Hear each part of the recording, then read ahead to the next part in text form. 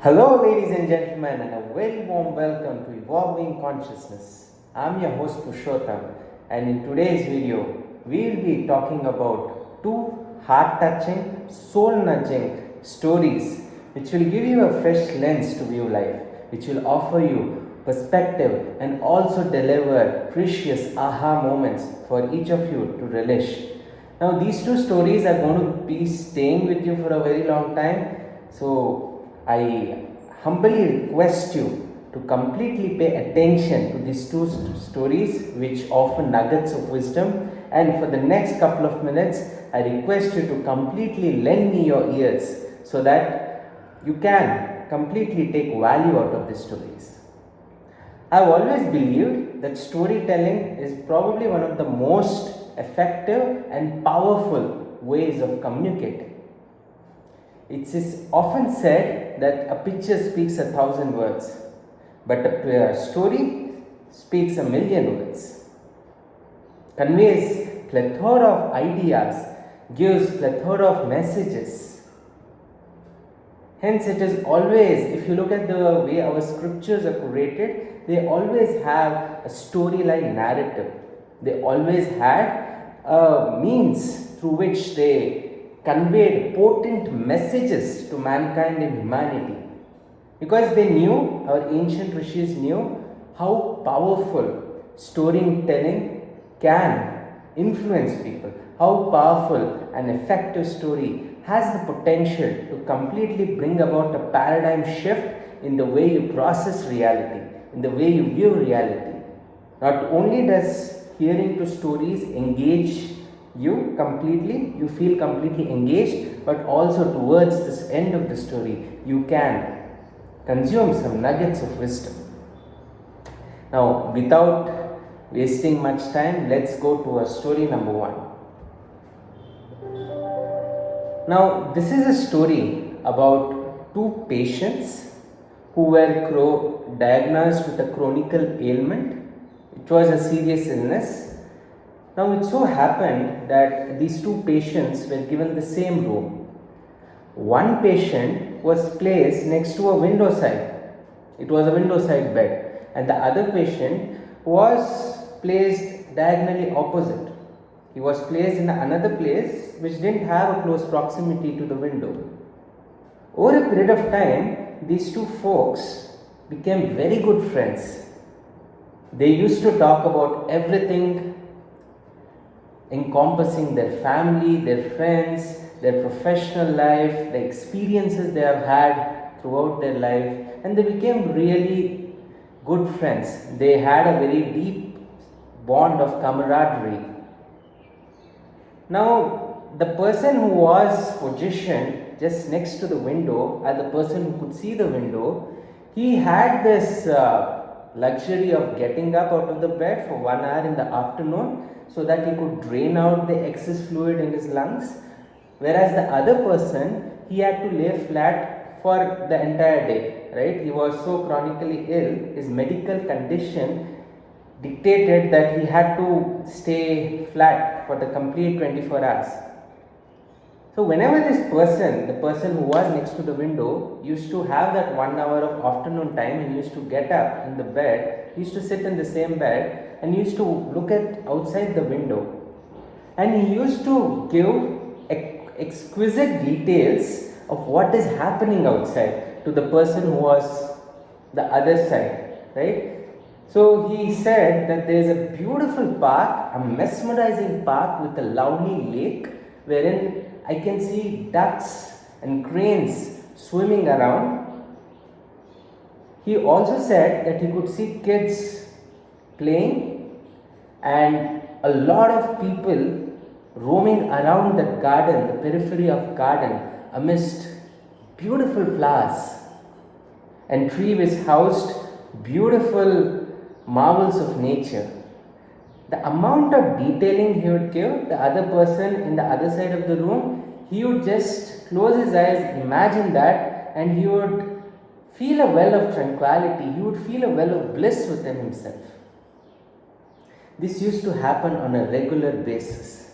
Every day, this person who was seated next to the window, he would get up and give a grand explanation as to how beautiful the environment outside is.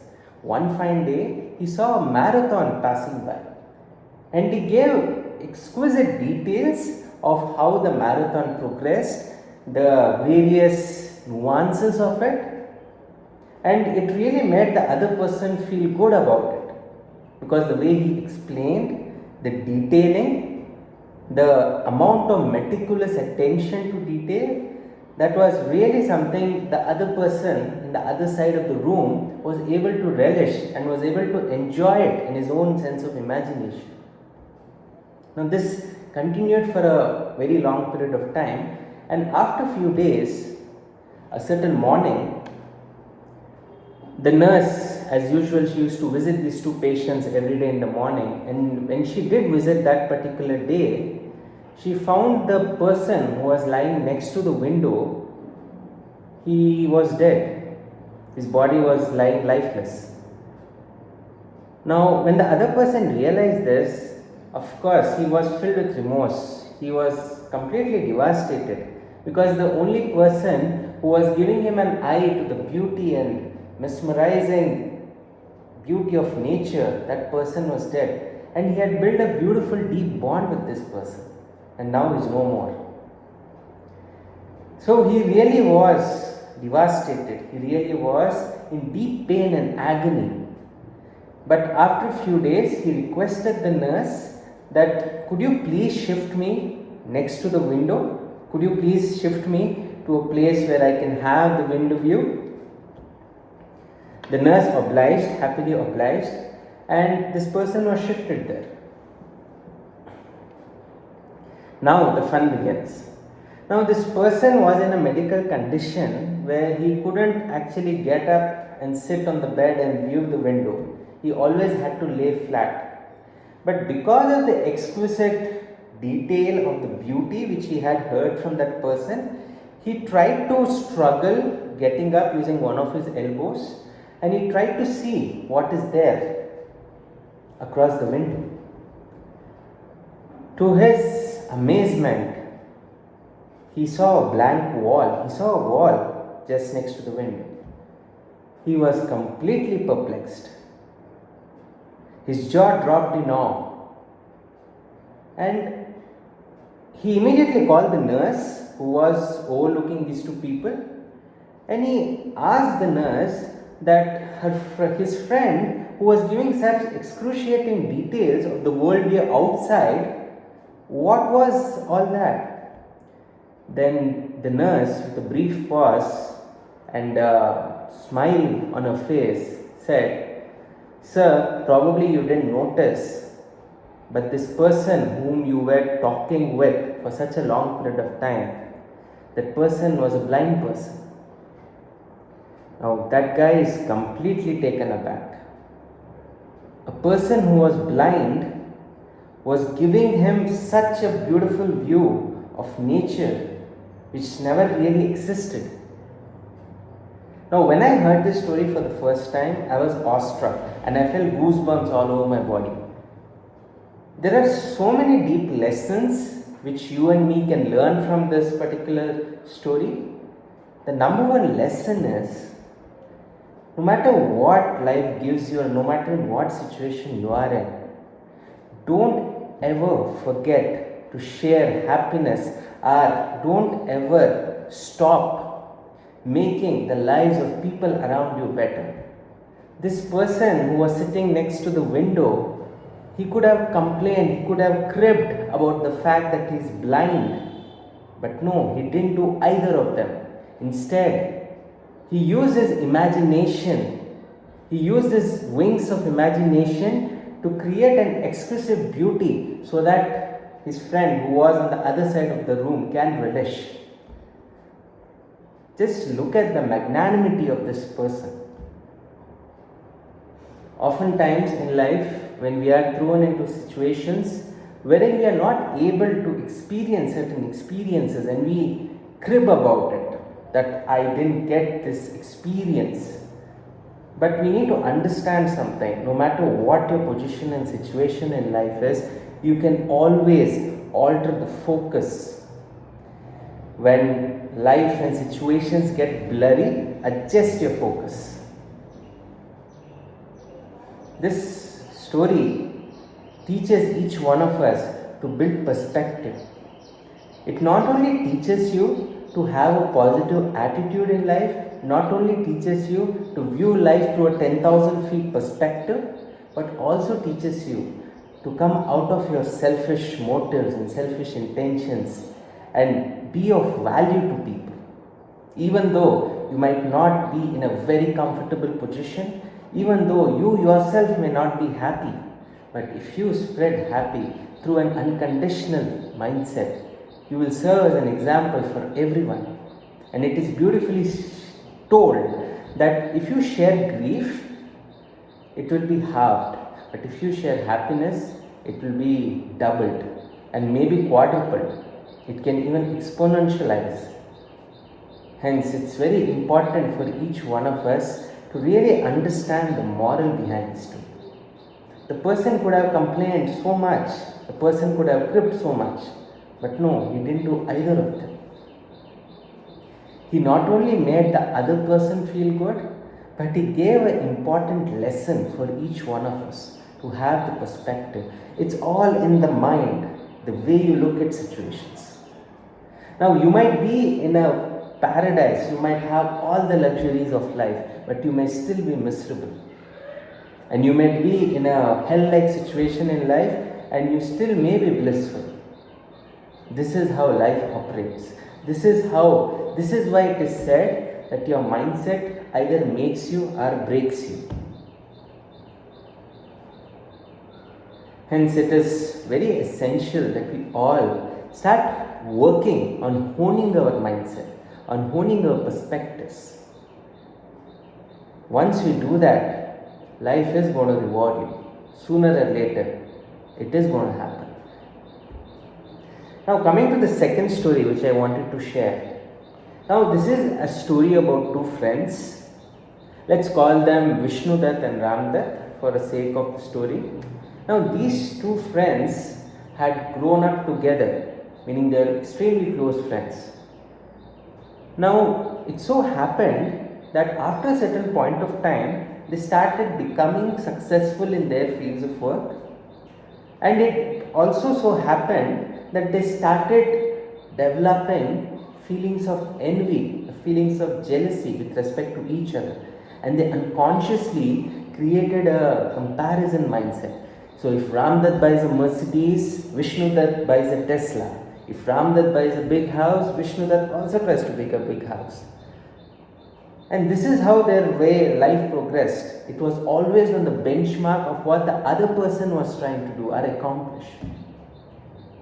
It so happened that one fine day they come to know that if I pray to Lord Shiva, I probably will get more material possessions, and I will. So this happened with Ramdutt, that he was told by someone that if you pray to Lord Shiva, you will be more successful and more magnanimous in your stature. So Ramdutt proceeded to a temple which was known to be an ancient pilgrimage of Lord Shiva, and he began his penance to become extremely successful. Now, from some source, Vishnudutt comes to know that Ramdutt is engaging in intense penance for all the material possessions, for all the luxuries and things. So he also rushes to the same temple. Now they both engage in these penances, respective penances. Then Lord Shiva up there, after a certain point of time, he is impressed by the penance of both of them. But since Ramdutt started the penance before Vishnudutt, he gives him darshan. He gives him the first right to ask for a boon. He says, Ramdutt, I am here. Go ahead and ask a boon. Now, Ramdutt, because his intentions were always forged and casted upon his friend Vishnudutt's glories and Vishnudutt's achievements, so he makes a clever ask. He asks a very crafted boon. He says that, my lord, I have come to know that my friend Vishnudutt is also an intense penance of you. So I would like you to grant me a boon that whatever my friend Vishnudat will ask, I will get double that. So let's say Vishnudat asks for $10 billion, I will be getting $20 billion. If Vishnudat asks for 4 brand new vehicles, I will be getting 8 brand new vehicles. So this is what he said to Lord Shiva. Now Lord Shiva said Tathastu, meaning your wish is granted. So now it was Vishnudat's turn to get the boon. So Lord Shiva appears in front of Vishnudat. Now he says, my bhakta, my devotee, I am very much impressed by your penance. Please go ahead and ask your boon. Now Vishnudat also was having a benchmark, was always having this competitive mindset with Ramdat, and he makes an even clever move. He asks Shiva that, Shiva, I will tell you what I want, but first I want you to tell me, what did you give my friend Ramdat? Then Shiva tells that whatever I grant you as a wish, Ramdat will be getting double of that. Now Vishnudat is completely broken. His entire inspiration, or entire source of all his endeavors was Ramdat. Now, no matter what he asks, he is always going to remain at 50% of Ramdat. So now, suddenly he gets an insight. He has that eureka moment. And he goes to Lord Shiva and says, okay, my Lord, I want to ask you a boon. Please go ahead and remove the vision of one of my eyes. He says, Lord Shiva, to remove the vision of one of his eyes. Lord Shiva says, Tathastu. The moment he does that, Vishnudat loses one of his eyes, while Ramdat loses both of his eyes. Now, this story is so amusing as well as enlightening in so many different levels. Most of us, consciously or unconsciously, are engaging in a rat race. We always want to be better from the people around us. We are so obsessed in the social media that when we see people posting certain things, we sort of denigrate ourselves. We don't understand that comparison is the thief of joy. And every person is unique. Every person has his own journey. What I can do, probably you can't do, and what you can do, probably I can't do, right? But we always have these benchmarks, these standards of comparison, which we have been artificially conditioned by our society, that no one can sort of, unless you have built this sense of awareness.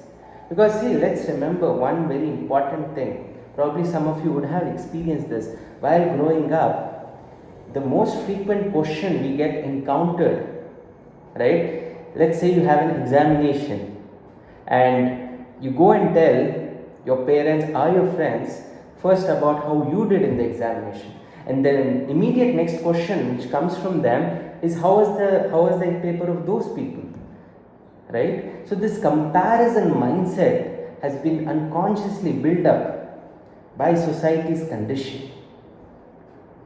Now, if you are going to work through this lens, if you are going to operate, if your source of actions is comparison, it's a very foolish way to approach life or to engage in any kind of endeavor. Because let's remember, you are creating a benchmark which is outside. Now, this particular benchmark which you are considering, now he is subject to fluctuations. The only comparison, the only competition each of us needs to have is with the person who I was yesterday. I need to be better than myself. I need to only compete with myself. I don't give a damn how the other person is progressing or how the other person is degrading. For me, my former self, am I becoming a better version than what I was yesterday? That is what matters to me. If you operate with that mindset, you are engaging in a growth mindset versus a comparison mindset. Because comparison is always going to make you harbor feelings of envy. It's always going to make you feel lesser than what you are. Either you will feel elevated by looking at someone below you, or you will feel denigrated looking at someone above you. So this is a very fluctuating way of living, right? Instead, we need to focus on what the person I was yesterday, or am I making progress in my growth trajectory with respect to the person I was yesterday, or the person I was 5 years back or 10 years back. Now this will put you in a growth trajectory versus a trajectory which is defined by fluctuating standards. I think these two stories which I shared today made real sense to you. And as I mentioned in the early part of my video, stories have a very profound impact on our psyche because they have protagonists and characters which play an instrumental role in giving us a certain message. That's the reason why Bollywood and Hollywood movies have a very significant effect in our thought processes, in our thinking, because they are all based on plots and stories and narratives. Now that is a different story altogether, that they are not built on the right narratives. But when we see stories which uplift our soul, which teach us some profound lessons, I think we all need to ponder upon them and try to contemplate on what these stories are trying to tell us. Hope this video of mine today was value to you. And if you have tuned in to this channel for the very first time, in this channel we talk about a host of topics. We talk about stories of real life legends. We talk about nuggets of wisdom. And my humble intention behind uploading videos in this channel and in creating this channel is so that I can share this knowledge and ultimately help elevate your own life, and in the process inculcate this knowledge into my own wisdom. That has been my intention behind making this channel and creating videos, because we all need things which uplift our soul in a world which is filled with chaos, and in a world which is filled with comparisons, in a world which is filled with social media addictions. I think this is something which is really appealing to our own soul. If you really enjoyed this video, don't forget to share with 3 or 4 of your friends. Also subscribe to my channel if you enjoyed the genre of this content, and do give me your candid feedback in the comment section. Thank you so much, and meet you in the next video. Bye.